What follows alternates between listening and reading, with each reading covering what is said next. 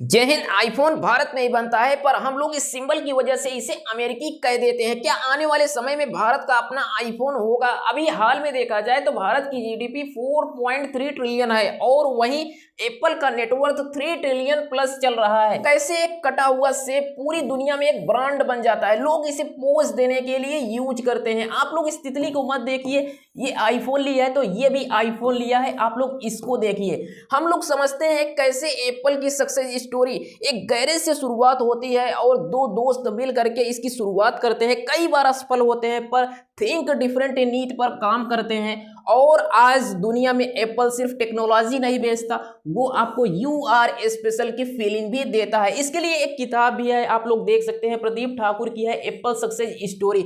हम लोग अब समझते हैं, यहाँ पर देखिए ये स्टीव जॉब्स हैं जिन्होंने शुरुआत की थी और इनके ही गैरेज से शुरुआत हुई थी एप्पल की कहानी। 1976 की बात है। दो दोस्त स्टीव जॉब्स 21 साल के होते हैं और स्टीव वेजनियाक ये 25 से 26 साल के बीच होते हैं। अमेरिका के कैलिफोर्निया में स्टीव जॉब्स के गैरेज में एप्पल कंप्यूटर की शुरुआत करते हैं। उस समय कंप्यूटर बहुत महंगे होते थे तो बड़े बड़े कंप्यूटर आते थे। तो इन्होंने क्या किया कि नाम एप्पल कैसे पड़ा, यहाँ पर पहले ये समझ लीजिए। स्टीव जॉब्स ने नाम सुझाया, वजह क्या थी कि उस समय फ्रूट डाइट पर थे और एप्पल सेब उन्हें सिंपल, फ्रेश और अलग लगता था। साथ ही एप्पल नाम से कंपनी अल्फाबेटिकल ऑर्डर में अटारी उनकी पुरानी कंपनी से पहले आती थी। अब ये जैसे मार्केटिंग एक ट्रिक होती है। अब तीसरा पार्टनर इसमें ये रोनाल्ड जुड़ता है और लेकिन वो जल्दी ही बाहर हो जाता है। वो सिर्फ 10% ही शेयर करता है और उस समय उसका 10% आज अरबों डॉलर के बराबर है। और जैसे सबसे पहला बड़ा प्रोजेक्ट, और ये जो होता है 1977 की बात होती है। 1977 में एप्पल ने ये एप्पल 2 लॉन्च किया और ये पहला ऐसा पर्सनल कंप्यूटर था जो रंगीन स्क्रीन और कीबोर्ड के साथ आया था। इससे एप्पल घर घर तक पहुंचा था और इसके बाद धीरे धीरे आज देखिए ना एप्पल की कहानी कहाँ तक पहुंचती है। फिर बीच में क्या होता है कि ये जो कहानी की शुरुआत न्यूटन के सेब वाला लोगों को लगता है, लेकिन इससे बहुत अलग है। आप लोग ये मजाक ना समझिएगा कि न्यूटन का जो सेब था उसी पर रख दिया गया है। ये डिजाइनर होते हैं रॉब जोनोफ ने 1977 में ये कटा हुआ सेब का लोगो बनाया था। कटा हुआ इसलिए कि ये चेरी न लगे, क्योंकि ये जो एप्पल 2 रंगीन डिस्प्ले वाला पहला कंप्यूटर था, ये कई लोग सोचते हैं कि एलन टर्नी को ये ट्रिब्यूट है, लेकिन ये मिथक है। असल में ये सिर्फ सिंपल और अट्रैक्टिव बनाने के लिए इसको काटा गया था। ये जो लोगो में आपका छोटा सा कटा हुआ पार्ट आपको दिखाई देता है। अब जैसे देखिए 1984 की बात है। अब पहला कंप्यूटर जिसमें माउस और ग्राफिकल इंटरफेस था, अब उसका लॉन्च करते हैं। अब ये कहानी चल रही होती है, फिर एक नया मोड़ आता है 2011 में।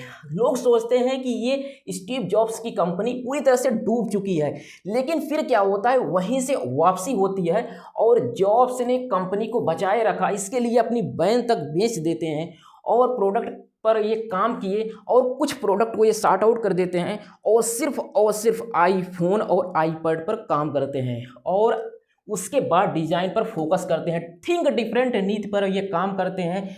ये जैसे 1997 में ये शुरू हुआ। आइंस्टीन, गांधी, बॉब और डायलन जैसे आइकन्स दिखाए, कहा क्रेजी वंस ही दुनिया बदलते हैं। अब जैसे 2001 की बात है, आईपॉड इन्होंने लॉन्च किया है और उसके बाद 2007 में आईफोन, ये जो आईपॉड, इंटरनेट सब एक में, ये दुनिया का पहला ऐसा गेम चेंजर ऐसा फ़ोन था। ये उस समय की बात थी जब लोगों के पास फ़ोन नहीं होता था और लोगों को फ़ोन एक सपना लगता था। और उस समय इंटरनेट जब आपके हाथ में अगर चलने लगे तो लोगों को बहुत आश्चर्यजनक हुआ।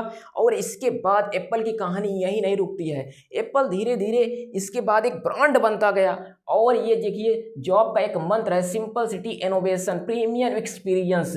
एप्पल कभी सस्ता नहीं बेचता, वो लाइफ स्टाइल बन चुका है और आज एप्पल उसी वजह से लोगों का यू आर स्पेशल वाला फीलिंग देता है। लोग पोज देने के लिए इसको लेते हैं, तो भौकाल टाइट करने के लिए ना गाँव में तो आज भी है कि कोई अगर आईफोन ले लिया है ना तो पहले से वो ऐसे दिखा करके चलेगा, ऐसे साइड में, नहीं तो ऊपर ऐसे रख लेगा कि ना लोग उसका सिर्फ लोगो ही देखते रहें कि हाँ हमने एप्पल लिया। वो भी ना ऐसे 2 कैमरे वाला नहीं, एक कैमरा और भी बढ़ा लेगा ना कि हमारे पास 3 कैमरे वाला है।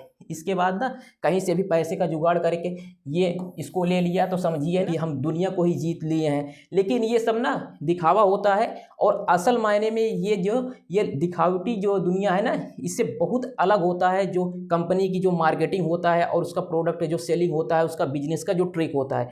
तो क्या भारत का अपना जो आईफोन है, अब हम लोग उसके बारे में बात करते हैं, क्योंकि कंपनी तो शुरुआत होती है बस एक छोटे से गैरेज से, और उस समय दुनिया में कोई नहीं था। तो इसकी मोनोपोली की वजह से आज ये दुनिया का ब्रांड बन चुका है, और हम लोग अरबों डॉलर ये साल भर में हम लोग इसको देते हैं कि बस पोज देने के लिए कि हमें ये आईफोन चाहिए। तो क्या भारत का अपना आईफोन ये बन सकता है? क्योंकि देखिए भारत में जो भी आईफोन, ये जो आईफोन तैयार किया गया है ये भारत का है, पर इस लोगों की वजह से हम लोग ये कह देते हैं कि ये अमेरिकी है, क्योंकि मैन्युफैक्चरिंग तो भारत में ही हो रही है। अब इस वजह से आने वाले समय में भारत का अपना आईफोन हो सकता है, ये कोई बड़ी बात नहीं है। आईफोन तो भारत बना ही रहा है, पर सबसे बड़ा चैलेंज होता है कि उसको ब्रांड बनाना और लोगों के दिलो दिमाग में बिठाना। बस ये चैलेंज अगर भारत ने ना पूरा कर लिया कि ये जो टास्क है कि लोगों के दिल में ये बिठा दो कि जो भारत का आईफोन है इसको कोई ऐसा नाम दे दो, क्योंकि मैन्युफैक्चरिंग तो हर जगह हो रही है आज। एप्पल का कोई ऐसा नहीं है कि सिर्फ वो अमेरिका में हो रहा है। तो ये होता है कि आप लोग इस पर कितना ट्रस्ट करते हो, और ये आपका जो ना पोस्ट देने का है, तो क्या आप लोग इसे लेकर के यूज करोगे या नहीं, ये आप पर डिपेंड करता है। और इस वजह से ये भारत का अपना आईफोन आने वाले समय में, अभी जीडीपी तो इतना है 4.3 ट्रिलियन है।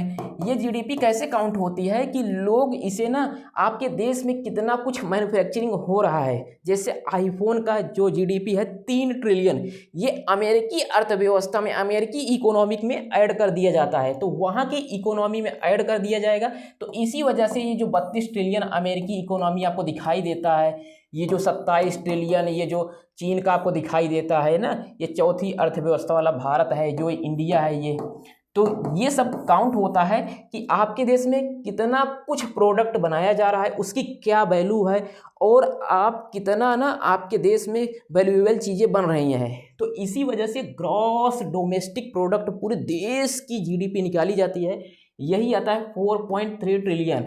अब भारत इसको ये बना लिया है कि हमें 2047 तक एक विजन बना लिया है भारत ने कि हमें 2047 तक अब हमें ये 35 ट्रिलियन जीडीपी चाहिए। 35 ट्रिलियन ये बन सकता है। तो अभी आपको सपना लग रहा है, लेकिन देश में ना जब बड़ी बड़ी फैक्ट्रियाँ, बड़े बड़े ना मैन्युफैक्चरिंग हब खुल जाएंगे, लोग एआई इनोवेशन हब में काम करेंगे, तो अभी आपको ये सब मजाक लग रहा होगा, लेकिन ये विजन बन सकता है। बस भारत को अपनी नीति, जो अभी नीति चल रही है, इसमें थोड़ा सा सुधार करना होगा कि यहाँ से नहीं कि हम लोग ना पूरे बैंक ही लूट करके भाग जाएं, पूरे ना भ्रष्टाचार घोटाले की वजह से ना सब कुछ खोखला कर दें। तो अगर भारत इस नीति पर कामयाब हो जाता है तो 2047 तक 35 ट्रिलियन जीडीपी बन सकता है, और उसमें ये भारत का अपना आईफोन भी शामिल हो सकता है। तो आई होप ये जानकारी आपको समझ में आई। इस जानकारी को आप लोग सभी के पास शेयर कीजिए और कमेंट करके बताइए कि क्या आप लोग आईफोन यूज कर रहे हैं या कौन सा फ़ोन यूज करते हैं, और आईफोन के बारे में आपकी क्या राय है, और आप लोग अपना फीडबैक कमेंट सेक्शन में ज़रूर दीजिएगा। मिलते हैं नेक्स्ट वीडियो के साथ एक नए टॉपिक के साथ, तब तक के लिए जय हिंद।